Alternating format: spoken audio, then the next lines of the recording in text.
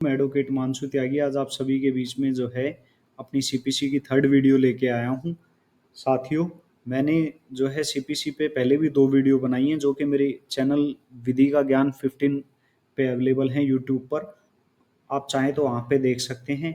मैंने first video के अंदर जो है सीपीसी का इंट्रोडक्शन पार्ट बनाया है और सेकंड वीडियो के अंदर सेक्शन 1 जो है उसको डिस्कस किया है और कुछ अपने व्यूज़ जो हैं उसके अंदर डिस्कस किए हैं कि हमें आखिरकार सीपीसी कैसे पढ़नी चाहिए, जिससे कि हमारी इस सब्जेक्ट के ऊपर जो है अंडरस्टैंडिंग अच्छी हो जाए और हमें ये सभी जो बाकी के लॉज हैं सिविल के, उनके ऊपर भी हमारी कमांड जो है अच्छे से बन पाए।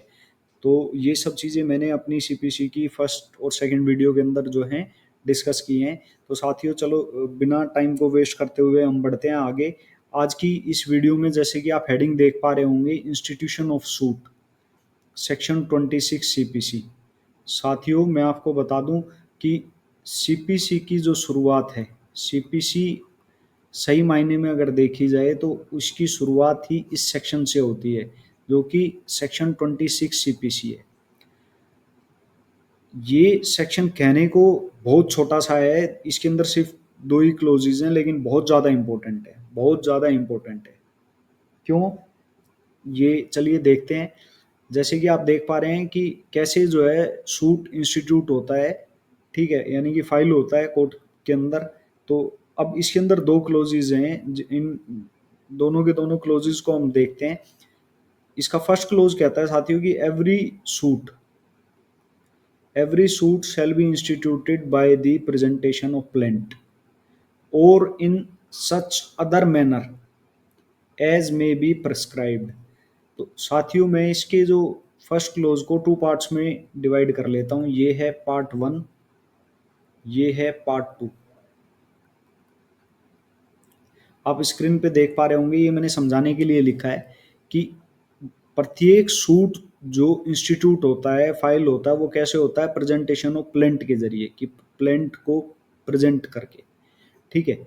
तो यहाँ पे देख रहे हैं आप, सेल वर्ड का इस्तेमाल है, यानी कि ये कंपलसरी है कि सूट किस तरीके से फाइल होगा, प्लेंट को की प्रेजेंटेशन के जरिए ही सूट फाइल होगा, ठीक है। तो यहाँ पे और इसके अलावा कोई अल्टरनेटिव ऑप्शन नहीं है, क्योंकि ये कंपलसरी है। यहाँ पे सेल वर्ड का यूज है, ये कंपल्सन को शो करता है। यहाँ पे कोई डिस्क्रिटरी पावर नहीं दी गई है कि आप इसके अलावा कोई ऑप्शन बी जो है चूज कर सकें, और अथवा in such other manner as may be prescribed, या फिर कोई दूसरा तरीका जो कि प्रिस्क्राइब किया गया हो, ठीक है। तो अब यहाँ पे बेसिकली, यहाँ पे तो फर्स्ट पार्ट में किस चीज़ की बात हुई है, प्लेंट की, कि कोई भी सूट किस तरीके से जो है इंस्टीट्यूट होगा, दर्ज होगा, वो कैसे होगा, प्रेजेंटेशन ऑफ प्लेंट के जरिए। तो ये तो हमारा पार्ट 1 हो गया जो कि प्लेंट के बारे में बात करता है। प्लेंट के बारे में आपको ऑर्डर 7 सीपीसी के बारे सीपीसी में जानने को मिलेगा। ये बेसिकली रूल्स बताती है प्लेंट के, ठीक है। और इन सच अदर मैनर एज में भी प्रिस्क्राइब्ड, ये बात करता है हमारा पिटीशन के बारे में। किस चीज़ के बारे में बात करता है, पिटीशन के बारे में। अब आप देख पा रहे हैं स्क्रीन पर कि इसका सेकंड क्लोज जो है वो ये कहता है कि in every plaint facts shall be proved bye affidavit, कि प्रत्येक प्लेंट के, ठीक है, जो फैक्ट्स हैं उनको कैसे प्रूव किया जाएगा, एफिडेविट के जरिए। अब यहाँ पे भी सेल वर्ड का इस्तेमाल किया गया है, तो यहाँ पे भी क्या है, डिस्क्रिटरी पावर नहीं है, कंपलसरी है। कोई आपको अल्टरनेटिव ऑप्शन नहीं दिया गया है कि आप फैक्ट को, तथ्यों को प्लेंट के कैसे प्रूव करोगे, प्लेंट के तथ्यों को आप कैसे प्रूव करोगे, एक एफिडेविट के जरिए प्रूव करोगे। और ये अमेंडमेंट 2002 के जरिए ये वर्ड यहाँ पे जो है एड ऑन किया गया है। आई होप आपको अभी तक इतना जो है क्लियर हो गया होगा। अब हम देखते हैं कि जो टर्म है सूट, वो ये जो टर्म है सूट, ये सीपीसी में कहीं पे भी डिफाइन नहीं है। यानी कि हमारे कोड ऑफ सिविल प्रोसीजर 1908, ये जो कोड है ये बात कर रहा है हमारे सीपीसी 1908 की, उसके अंदर ये वर्ड कहीं पे भी डिफाइन नहीं है। लेकिन सेक्शन 26 हमें बताता है कि कैसे जो है इंस्टीट्यूशन ऑफ सूट, की सूट कैसे जो है कोर्ट के सामने दर्ज कराया जाता है। ठीक है। अब यहाँ पे दो केस टाइटल हैं। पहला केस टाइटल है Hansraj Gupta versus official liquidator of Dehradun, जिसका ये साइटेशन मेंशन है AIR 1933 PC 63, यानी कि ये जो है प्रिवी काउंसिल का केस है बिफोर इंडिपेंडेंस। ठीक है। जहाँ पे PC लिखा हो समझ जाया करो, प्रिवी काउंसिल। और सेकंड जो ये केस है ये है पांडुरंग रामचंद्रा, सॉरी ये थोड़ा सा कट गया है, Pandurang Ramchandra versus Shantibai Ramchandra AIR 1989 SC2240, ये साइटेशन है इसकी केस की। ठीक है। सुप्रीम कोर्ट का ये केस है। सुप्रीम कोर्ट कहती है कि यहाँ पे सूट रेफर करता है सिविल प्रोसीडिंग को। सूट किस चीज को रेफर करता है? सिविल प्रोसीडिंग को, initiated by the filing of a plaint, जिसकी शुरुआत ही कैसे होती है? प्लेंट फाइल करके होती है। कैसे होती है? प्लेंट फाइल करके। तो समझ में आ गया होगा आपको कि सूट रेफर करता है किस चीज को? सिविल प्रोसीडिंग को, जिसकी शुरुआत कैसे होती है? प्लेंट फाइल करके होती है। तो अब साथियों यहाँ से आपको एक चीज तो समझ में आ गई होगी कि सूट का यानी कि फर्स्ट पार्ट क्या है। अगर मैं फर्स्ट पार्ट की बात करूं सूट के, तो वो क्या है? Filing of plaint. Filing of plaint क्या है? सूट का फर्स्ट पार्ट है।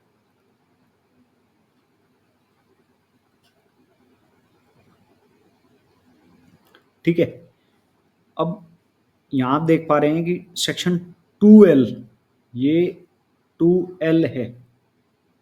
किसी को ना समझ में आ रहा हो तो मैं यहाँ क्लियरली लिख देता हूँ। Section 2L of limitation act 1963, जो ये कहता है कि सूट डज नॉट इंक्लूड, यानी कि सूट के अंदर क्या क्या चीजें इंक्लूड नहीं होती हैं?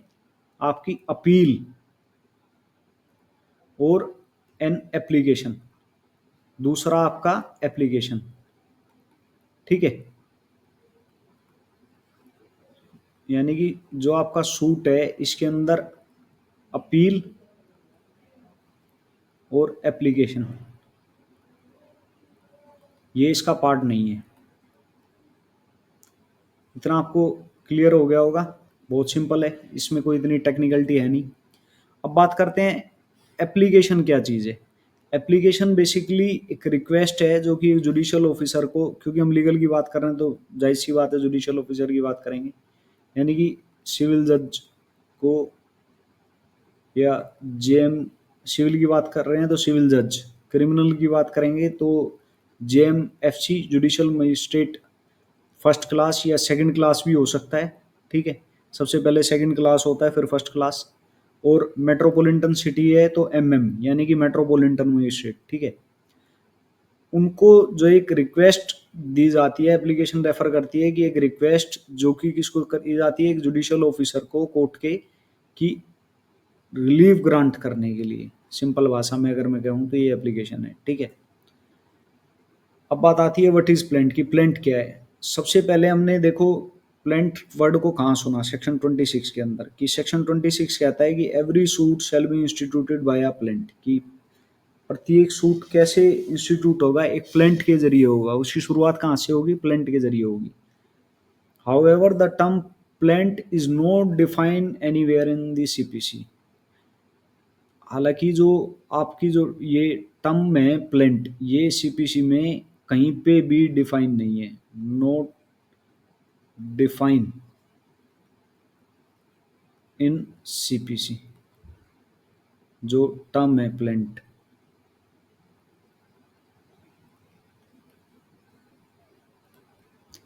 ठीक है। जो टर्म है आपकी ये प्लेंट, ये CPC में कहीं पे भी डिफाइन नहीं है। लेकिन ऑर्डर 7 जो है वो हमें रूल्स के बारे में बताता है। किसके? प्लेंट्स के। जैसे कि हमने पहले भी डिस्कस किया था कि ऑर्डर 7 में हम प्लेंट्स के रूल्स के बारे में डिस्कस करते हैं।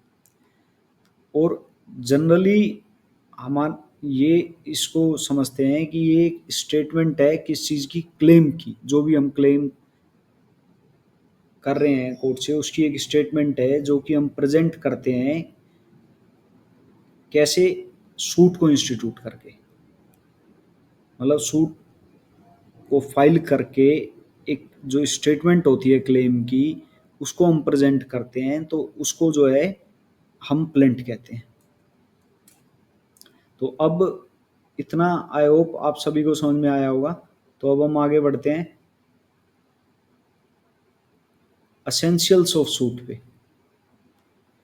अब एक सूट के असेंशियल्स क्या क्या होते हैं, तो अब आप सबसे पहले देख पा रहे होंगे कोज of action.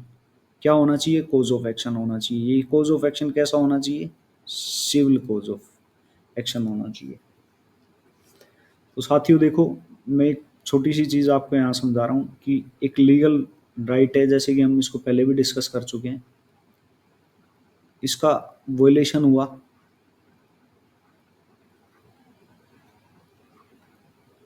Civil cause of action arise हो गया।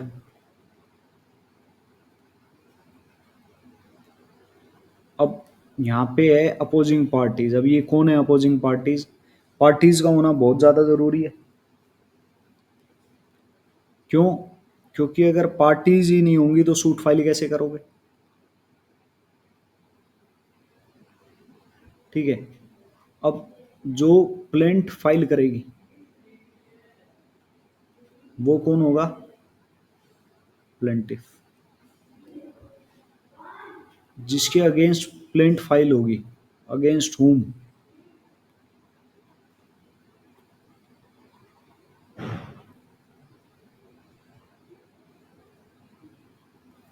ठीक है, प्लेंट फाइल होगी, उसको हम क्या बोलेंगे? डिफेंडेंट। ठीक है। सेम ऐसे ही अगर कोई, अब इसको आगे समझते हैं। ठीक है। अब आ गया आपका सब्जेक्ट मैटर। ये कहता है कि जो आपकी प्लेंट है, ठीक है, वो किस चीज पर बेस्ड है? वो किस चीज पर बेस्ड है?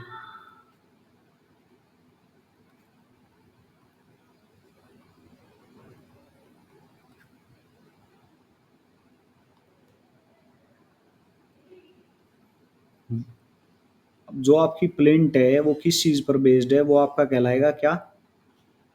Subject matter. अब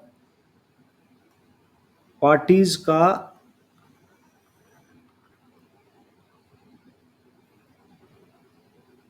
ठीक है, पार्टीज का क्या रिलेशन है सब्जेक्ट मैटर के साथ? रिलेशन ऑफ पार्टीज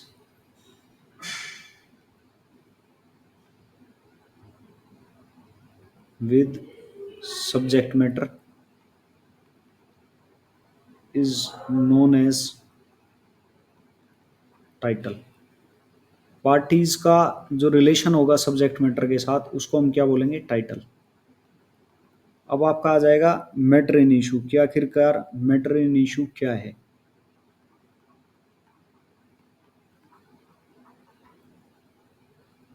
कि कैसे पार्टी ने अपना टाइटल जो है वो ड्राइव किया है, या आप कह सकते हैं कि इसका मतलब है कि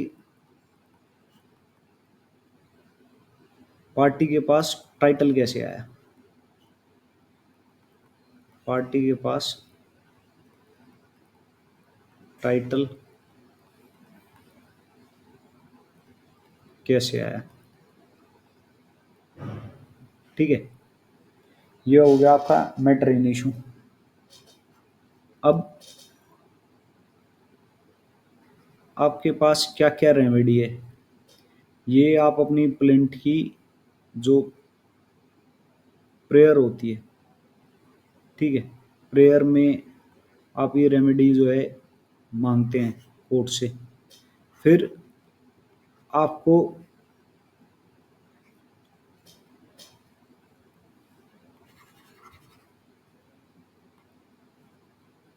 क्या रिलीफ मिला? अब देखिए, ये हमने डिस्कस किया असेंशियल्स ऑफ सूट। अब असेंशियल्स ऑफ सूट में कितनी सारी चीज़ें हैं कि कोई लीगल राइट होगा, उसका वोलेशन होगा, फिर civil cause of action arise होगा, पार्टीज होनी चाहिए, जो प्लेंट फाइल करेगा उसको प्लेंटिव बोलेंगे, जिसके अगेंस्ट प्लेंट फाइल होगी उसको हम डिफेंडेंट बोलेंगे। फिर सब्जेक्ट मैटर की आपकी जो प्लेंट है वो किस चीज़ पर बेस्ड है, टाइटल की रिलेशन क्या है पार्टीज का जो है इस सब्जेक्ट मैटर के साथ, उसको हम जो है क्या बोलेंगे, टाइटल। फिर मैटर इन इशू मतलब पार्टी के पास वो टाइटल आया कैसे है, ठीक है, तो वो जो है हमारा क्या बनेगा, मैटर इन इशू। फिर रेमेडी जो हम अपने प्रेयर में कोर्ट से क्लेम कर रहे हैं, मांग रहे हैं कोर्ट से कि भाई हमें हमारे पास ये रेमेडी है और हमें जो है अवेलेबल है, और हम कोर्ट से अपनी प्रेयर में मांग रहे हैं कोर्ट से कि भाई हमें ये चीज़ें चाहिए, रिलीफ चाहिए। उसके बाद कोर्ट हमें क्या रिलीफ ग्रांट करती है या नहीं भी करती है, ठीक है। तो ये सारी की सारी चीज़ें क्या हैं, असेंशियल्स हैं सूट के। अब सिविल सूट फाइल करने के लिए है ना, इन सब चीज़ों का होना बेहद ज़्यादा ज़रूरी है। अब जैसे कि हमने यहाँ पे देखा कि प्लेंट जो फाइल करता है उसको बोलते हैं प्लेंटिफ, और जिसके अगेंस्ट फाइल होती है उसको बोलते हैं डिफेंडेंट। ऐसे ही होता है पिटिशनर, उसमें अपोजिट पार्टी को बोला जाता है रिस्पोंडेंट, ठीक है। अब यहाँ पे होता है एप्लीकांट, इसमें भी अपोजिट पार्टी को बोला जाता है रिस्पोंडेंट। और फिर होता है अपीलांट, इसमें भी अपोजिट पार्टी को बोला जाता है रिस्पोंडेंट, ठीक है। एक चीज और है साथियों जो मैं आपको यहाँ बताना चाहूँगा कि जो हमारी सीपीसी है ना, बेसिकली जो हमारी सीपीसी है वो कोज ऑफ एक्शन से हमें रेमेडी प्रोवाइड करने तक का, ठीक है, ये हमें रेमेडी प्रोवाइड करने तक का जो भी काम है वो हमारी सीपीसी करती है, चाहे वो हम सूट के ज़रिए करें या पिटीशन के ज़रिए फाइल करके करें, या फिर एप्लीकेशन के, या फिर अपील के। पर एक बात हमेशा याद रखना, ये क्वेश्चन बहुत बार पूछा जाता है और बार बार जब आप लिमिटेशन एक्ट पढ़ेंगे तो उस चीज़ में आएगा कि सूट जो है वो कभी भी अपील और एप्लीकेशन को इंक्लूड नहीं करता, यानी कि ये सूट के अंदर एप्लीकेशन और अपील आपकी, ये जो चीज़ हमने पढ़ी है, ये जो चीज़ पढ़ी है, ये पीटी का बहुत फेवरेट क्वेश्चन है, प्रीलिम्स में बहुत बार पूछा जाता है, बच्चे हमेशा इसको गलत करके आते हैं।